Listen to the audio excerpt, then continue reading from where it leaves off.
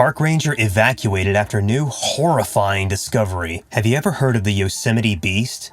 It's an unidentified creature that has been reported to roam around Yosemite National Park for years. And just when we thought we've heard it all, a park ranger has been evacuated after making a new, horrifying discovery. In this episode, we'll hear from eyewitnesses who have encountered this mysterious creature and explore the latest reports on its existence. Buckle up, because this is one episode you won't want to miss.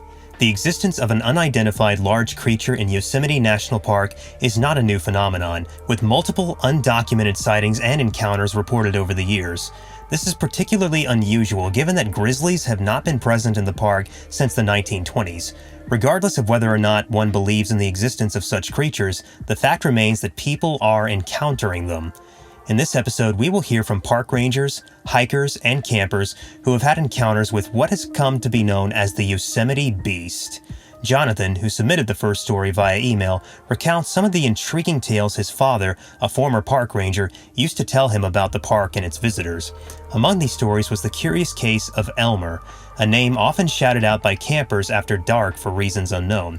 Speculations about as to who or what Elmer might be, ranging from a missing young boy to a young man celebrating his engagement to a bear frequently spotted in the campgrounds.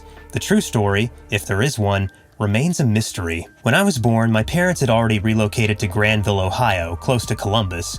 As a child, I often pondered what my life would have been like if my family hadn't moved to Ohio and if I had grown up in California instead.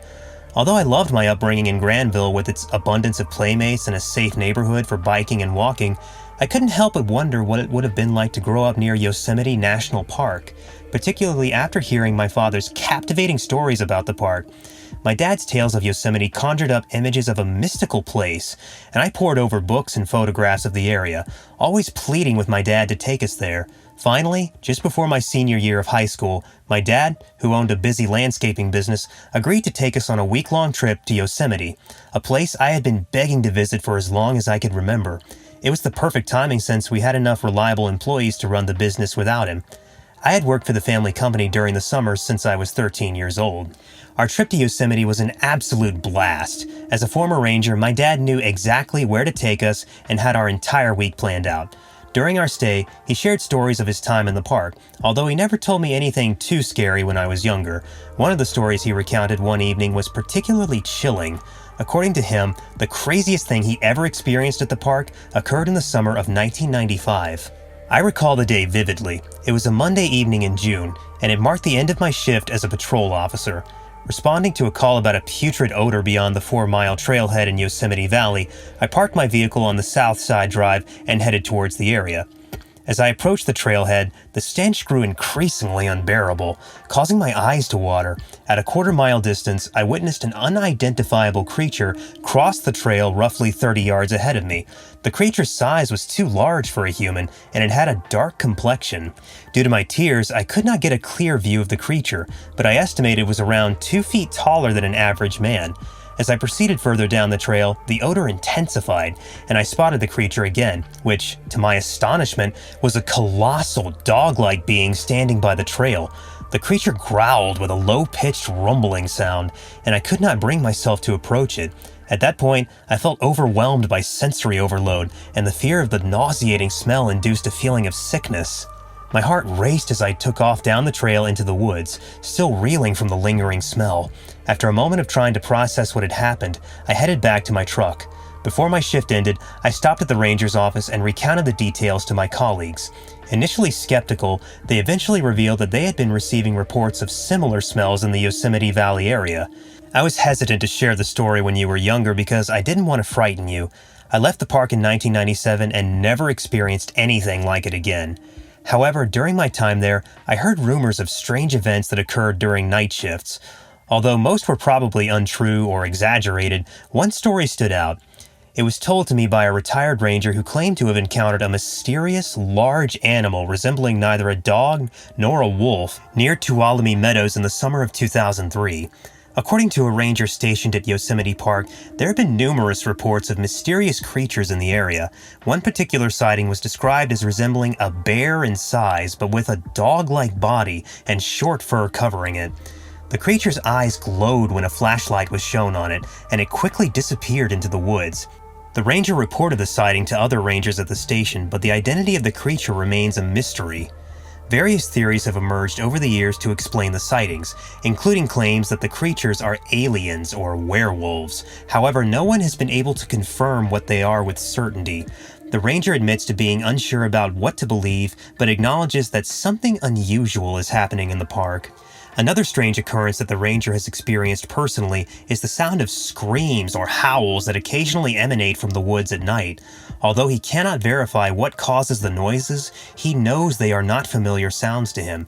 He vividly remembers a time when he heard a blood-curdling scream while on patrol near Yosemite Creek.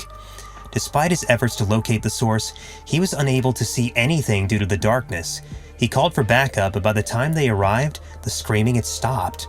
The ranger remains haunted by the memory of that night and remains unable to identify the cause of the noise. In Yosemite, there have been some notable occurrences, and the following account is one of them. It took place in the summer of 2012, when two hikers, Josh and Jessica, were exploring the backcountry of Yosemite. This account was submitted via email and describes their encounter with an unknown creature. Josh and Jessica drove from Henderson, Nevada to Yosemite, which took about 6 hours. As nurses at Henderson Hospital, they both enjoy hiking, but had never been to Yosemite despite growing up in the Vegas area.